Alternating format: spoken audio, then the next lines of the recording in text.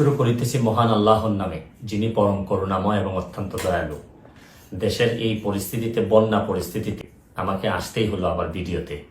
আমি সোশ্যাল মিডিয়ার মাধ্যমে যেভাবে দেখলাম যে এত পানি, বিশেষ করে আমি আমাদের এলাকায় দেখলাম যে 93 সালের পরে হবিগঞ্জে এত পানি খোয়াই নদীর উপরে কখনো হয়নি। কারণ একটা ভারত থেকে একটা ড্যাম এটা ছেড়ে দেওয়ার কারণে পানি আর কোনোভাবেই কুলায় উঠতে পারতেছে না আমাদের নদী। এইদিকে আবার আমাদের দেখলাম যে ফেনীতে তো মানে শুধু বাড়ির ভিতরে ঢুকছে তা না, বাড়ির চালের উপর দিয়ে পানি যাচ্ছে। এরকম কুমিল্লা, বিভিন্ন দেশের বিভিন্ন জায়গায় যেভাবে বন্যায় আক্রমণ করছে। আমি যেহেতু বন্যা নিয়ে কাজ করছি, আমার কাছে মনে হয়েছে যে এই বন্যার সময় আমার একটা অধিকার আছে যে আপনাদের সবাইকে একটা আহ্বান করার, যে যে যে এলাকায় কৃতি সন্তান আছেন তারা নিজেরা একটু ঝাঁপিয়ে পড়েন মানুষের। কারণ দূর থেকে বন্যা বলতে আমরা পানি দেখি, কিন্তু আপনি যদি কাছে যান, প্রতিটা পরিবার যে কি পরিমাণ কষ্ট হয়, কাছে গেলে বুঝতে পারবেন যে মানুষের কষ্ট।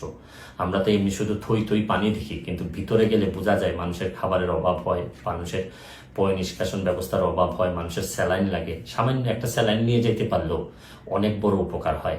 আমি বিশেষ করে প্রধান উপদেষ্টা মহোদয় ডক্টর মোহাম্মদ ইউনূস সাহেবকে অনুরোধ করব যে সারা দেশে ওনার তো তৃণমূলে কাজ করার অভিজ্ঞতা আছে, উনি যদি একটু ব্যবস্থা নেন মানুষ অনেক বেশি শান্তি পাবে। কারণ আমি আরেকটা জিনিস, আমি আমার এলাকায় নিজের হবিগঞ্জের যারা যারা আছেন, যারা আমাকে আমার আত্মীয় স্বজন যারা ফলোয়ার আছেন, তাদেরকে বলবো যে আপনারা যেভাবে পারেন আমাদের এলাকার, অন্তত এলাকার মানুষগুলারে সেভ করার চেষ্টা করেন।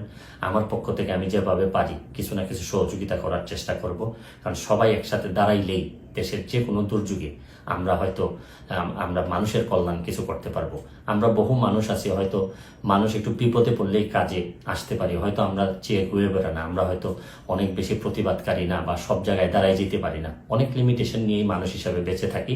তারপর চেষ্টা করেন যে সবাই মিলে অন্তত বন্যা দুর্গতরে সবকিছুর ঊর্ধ্বে উঠে বন্যা যারা দুর্গত তাদের পাশে দাঁড়াবেন, এইটুকু আমার আপনাদের কাছে আহ্বান, আপনাদের কাছে চাওয়া। তারপর আমি একটা জিনিস বলি যে খুব খারাপ, এখনো আমাদের এলাকায় নদী ভাঙ্গন দেখা দেয়নি, নদীর চারদিকে পানি পড়তেছে। যদি ভাঙ্গন দেখা দেয়, খুবই খারাপ অবস্থা হয়, তাহলে আমার একটা আপনারা নিশ্চিত থাকতে পারেন আমি যেভাবেই হোক সশরীরে আপনাদের মাঝে হাজির হব। আমি চেষ্টা করবো আমার সর্বস্ব দিয়ে যাদের জন্য আমি শপথ নিয়েছিলাম তাদের পাশে দাঁড়ানোর। ভালো থাকবেন, সুস্থ থাকবেন।